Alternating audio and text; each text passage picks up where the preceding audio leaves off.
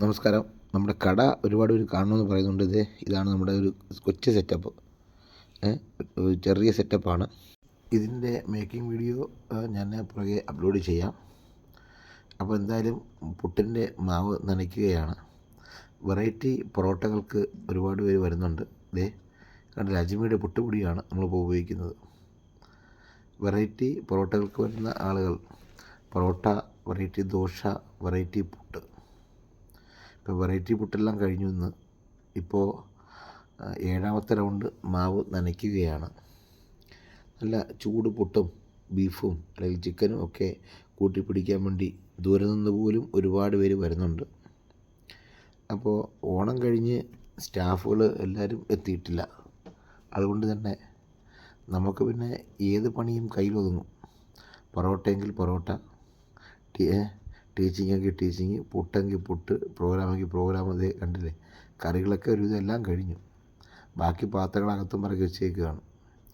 ഇനി കുറച്ച് chicken fry ഉണ്ട്, ചിക്കൻ പെരട്ടുണ്ട്, ചിക്കൻ കറിയുണ്ട്.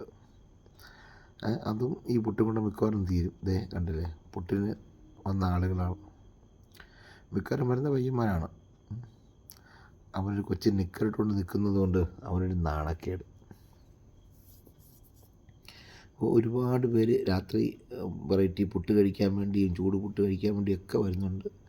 അപ്പോൾ നിങ്ങൾക്കും വരണം. വന്ന് കഴിച്ച് ഇഷ്ടപ്പെട്ടാൽ അഭിപ്രായം പറയണം. ഇഷ്ടപ്പെട്ടില്ലെങ്കിൽ എന്താണ് പോരാക്കുറവെന്ന് ചൂണ്ടിക്കാണിച്ച് തരണം. വന്ന് കഴിക്കണം. കഴിച്ചിട്ട് നിങ്ങളുടെ അഭിപ്രായങ്ങൾ ഞങ്ങളെ അറിയിക്കണം.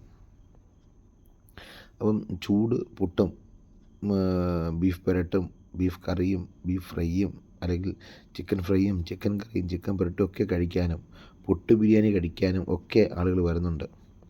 വർക്കലയുടെ ചരിത്രത്തിൽ ആദ്യമായിട്ടാണ് ഇത്രയും വെറൈറ്റി ഭക്ഷണങ്ങൾ വെച്ചുകൊണ്ടുള്ള ഒരു സ്പോട്ട് ഉള്ളത്.